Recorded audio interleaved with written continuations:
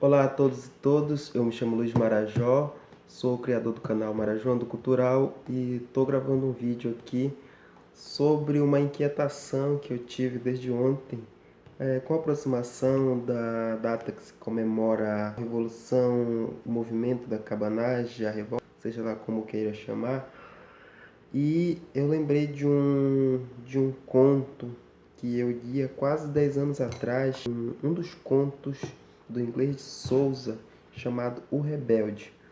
O Rebelde foi escrito no final do século XIX e que fazia parte do livro Contos Amazônicos. Então, portanto, O Rebelde era uma das obras. Antes, no entanto, eu acho interessante falar do autor. Eu não sou crítico de literatura, também não sou especialista, mas é muito mais uma motivação no calor do momento. Eu acabei de reler essa obra, esse conto, então eu vou tentar expor aqui o meu pensamento a respeito. Bom, o Inglês de Souza ele viveu meados do século XIX até o começo do século XX, portanto ele viveu grande parte da sua infância, principalmente, e adolescência, da sua juventude, em uma sociedade ainda escravista, mas pós-revolução da cabanagem, pós-revolta da cabanagem. Portanto, grande parte das suas influências, da sua visão de mundo, faz parte desse universo, onde a revolução, a revolta da cabanagem ainda não era um consenso, ainda era um debate, muito mais do que é hoje, de como a gente fala da revolução da cabanagem no passado. Ele falava no passado, mas de um passado muito mais próximo, em uma sociedade muito diferente de hoje. Inglês de Souza, Herculano Marcos Inglês de Souza, como seu nome original, ele era de uma família tradicional que teve a oportunidade de estudar, ser advogado, escritor.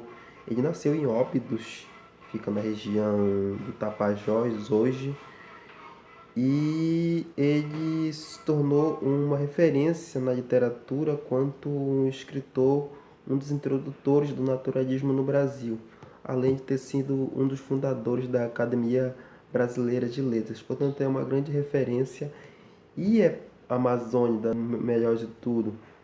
Na época que se passa, que o Inglês de Souza narra a história, está dividido entre província do Pará e província do Amazonas, mas na época da narrativa ainda estão divididos em comarcas e tem uma divisão muito mais difícil de identificar por ser uma obra de literatura, não uma obra de história, né? Mas aos poucos a gente vai conseguindo vendo os espaços em seus devidos lugares.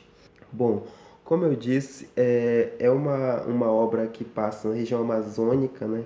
Mas o cenário da narrativa é em Vila Bela, que faz parte de onde seria hoje o estado do Amazonas. Bom, quando a narrativa começa, em 1832, que Vila Bela ficaria mais ou menos próximo de Óbidos, que ele já descreve como mais desenvolvido, mais fortificados, mas que naquela época passou ao domínio dos cabanos, que assolavam o Pará, como uma descrição fala em um dos trechos do livro, e que assusta Vila Bela naquele momento. Mas os cabanos nessa obra literária são tratados como coadjuvantes e a revolução, a revolta, é como um cenário que vai fazer parte ao longo da narrativa. O núcleo central fazem parte alguns personagens chaves, entre eles o Paulo da Rocha, um remanescente da Revolução Pernambucana que mora em Vila Bela, um senhor negro e que fez parte dessa revolta, que por algum motivo mora ali em Vila Bela. Luiz, que é um narrador que conta a história pela sua perspectiva e tentando compreender a visão dos outros personagens. É bem interessante, passando pela ótica de um jovem, de um menino. Ele é filho do juiz de paz, que foi juiz de paz de Óbidos e Santarém, que é o senhor Guilherme da Silveira, português. Tem também outra figura muito importante, que é o padre vigário, é o padre João da Costa Amaral, também, que que é português e que é o paróquio daquela pequena vila. Tem também a Júlia, que é filha do Paulo da Rocha, e ele vai descrevendo ela como alguém que meio que deixou as características principais de um jovem pela vivência, pela fuga com o pai de Pernambuco, e ao longo da narrativa ele vai tentando caracterizar cada um dos personagens. A mãe de Luís, que quase não tem uma fala muito destacada, assim como Júlia, mas é alguém que representa aquela pessoa que tem um preconceito, a visão de um português, digamos assim, sem muitos conflitos para procurar entender o contexto dos acontecimentos dos revoltosos. Embora tenha esses personagens, eu acredito que o núcleo principal dessa obra é o Paulo da Rocha, o Luís, o garoto, e o padre João da Costa. O Paulo da Rocha é naquele cenário, naquela vila onde a maioria das pessoas são portugueses, ele é desprezado, é julgado, é visto como estranho e extraordinário ao mesmo tempo, aquela pessoa misteriosa. Além de ser negro em uma sociedade escravista, um negro livre, né? Tudo é visto como estranhamento, como desconfiança. O padre João da Costa é um português que tem uma certa amizade com o Paulo da Rocha, contra tudo e contra todos, coloca o negro na condição de sineiro da igreja matriz, causando um certo rebuliço na sociedade daquela época, por ser um homem de cor, por ser estranho, por não ser dali e por ser um homem livre em uma vila onde a maioria são portugueses e brancos.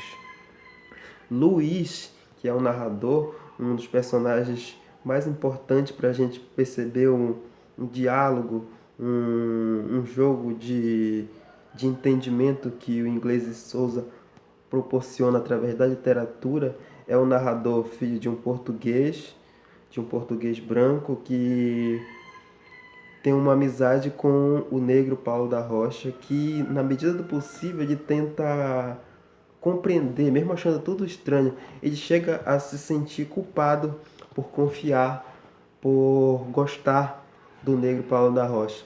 Talvez sinta-se culpado pela família que ele pertence, mas por algum motivo ele sente uma empatia, um desejo de querer saber mais sobre aquele homem que passa um certo mistério. E sua filha também descreve Júlia como alguém obediente, que entende e conhece o pai profundamente. E depois desse cenário, os cabanos acabam tomando Vila Bela, o pai é assassinado pelos cabanos. Aí temos uma segunda parte dessa narrativa, que é a fuga do negro Paulo da Rocha, levando consigo e salvando a vida do padre João da Costa, de Luís e sua mãe e a Júlia. E aí eles passam a fazer parte de um novo cenário de fuga, que primeiro é no sítio de uma senhora chamada Velha Andressa. Parece ser alguém não negro, porque ela tem duas escravas e um escravo, mas alguém que vive numa região ribeirinha, onde não tem muito contato com uma vila mais movimentada, então seria um bom lugar para eles se esconderem. Eles ficam lá sem contato com outro núcleo de personagens e de pessoas, até os cabanos encontrarem. Tem um primeiro encontro com os cabanos, onde o Paulo da Rocha é visto mais uma vez como alguém que tem um jogo de cintura de conseguir conversar e convencer os cabanos, por ele ter sido um antigo revolucionário lá da Revolução Cabana e ser alguém que conhecia profundamente os revoltosos, aqueles rebeldes, como chamados. O terceiro e último cenário é a saída de Paulo da Rocha e os demais personagens do sítio da Velha Andresa, partindo para uma espécie de barraca em outro local, onde foi organizado pelo próprio Paulo da Rocha para que não comprometesse e também acabasse com os gastos da velha Andressa, que tinha hospedado ele ao longo de toda aquela fuga desde Vila Bela, e ele teria que ter um encontro com Matias Paxiúba, que era uma espécie de líder dos cabanos e que exigia uma reunião com o Paulo da Rocha, para que ele provasse que de fato ele era um brasileiro, como é chamado, como são retratados o líder dos cabanos. Então Paulo da Rocha vai até Matias Paxiúba, só que ele deixa Luís, o padre João da Costa, e leva a Júlia consigo. E depois de alguns dias ali naquela vida monótona, o Paulo da Rocha volta sem a filha e dizendo que eles precisam ir até outra localidade mais segura, em que a filha teria ficado como garantia para que ele pudesse voltar. Ele leva essas 3 pessoas até o lugar mais seguro, onde tinham parentes portugueses, e volta para o encontro de Matias Paxiúba. Bom, ao voltar, ao se despedir, o Luís, como narrador, descreve que é o último encontro dele nessa parte com o velho mulato. Então, ele acaba sabendo por um narrador ocular, como o Luís fala, que na verdade a Júlia tinha ficado como refém porque o Matias Paxiúba tinha descoberto que o negro Paulo da Rocha tinha dado fuga a um filho do juiz de paz do português e a sua viúva, além do padre também português. Então Matias teria sequestrado a filha de Paulo da Rocha em troca da entrega dos portugueses. Mas por sua dignidade e pelo voto que ele tinha feito de salvá-los, ele preferiu salvar o núcleo do padre, do Luís e da sua mãe, ter um local seguro, e voltar mesmo assim para tentar criar alguma estratégia para que pudesse salvar a sua filha. Bom, nessa parte, uma parte final do livro, o Luís fala da sua trajetória, da sua carreira, ter se formado, ido para Belém, depois para fora da província e ter se formado juiz. Aí mostra como o personagem é influenciado pelo próprio autor da sua saída e ter se formado. E depois de sua volta, já finalizando o livro mesmo, Luís já adulto, ele em diálogo com um militar combatente da antiga cabanagem, porque aí a cabanagem já é tratada no passado. Ele descobre que o velho Paulo da Rocha está preso ali e Júlia não se sabe o paradeiro dela.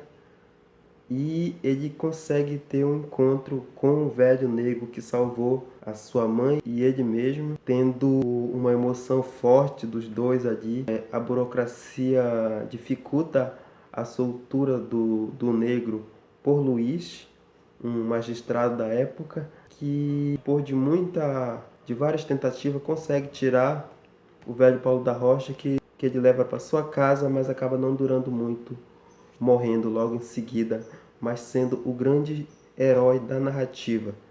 Na verdade, o Inglês de Souza, com vários personagens, com a desconfiança da mãe, com a figura do padre, que é uma figura muito comum no livro do Inglês de Souza, com o pai português, com o velho rebelde da Revolução Pernambucana, com o Paxiúba, ele faz um diálogo onde ele consegue desenhar na nossa imaginação essa figura do cenário da cabanagem, da revolta, da fuga, da fascinação que as pessoas contam sobre a Revolução, que faz de um dos contos do livro Contos Amazônicos fascinante. Eu acabei de ler, não está sendo um comentário neutro, na verdade eu tenho minhas paixões pela cabanagem, mas eu estou falando também no calor do momento. Se eu fosse fazer amanhã, possivelmente eu ia falar outra coisa, e que eu acho que é um livro que representa muito bem o final do século XIX, né? Tipo, onde não tinha assim um consenso a respeito da cabanagem. Mesmo assim, o Inglês de Souza consegue ser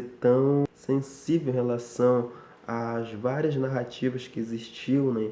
Não somente como heróis, mas não também somente como vilões, mesmo ele tendo sido parte de uma sociedade pós-cabana e teve mais oportunidade de que a maioria da população. Bom, esse foi o vídeo que eu fiz despretensiosamente, porque não foi de uma forma roteirizada, foi uma forma muito mais espontânea de expressar aquilo que eu li. E eu espero que alguém veja esse vídeo, né? Embora eu acho que ele não vai ser visto por muitas pessoas. Galera, esse é o vídeo. Desculpa por ter ficado um pouco longo, mas muito obrigado por assistir até agora. Por algum motivo você também se interessa por cabanagem, por contos amazônicos e se interessa também por Inglês de Souza. Se você não conhece, leia mais sobre esse autor.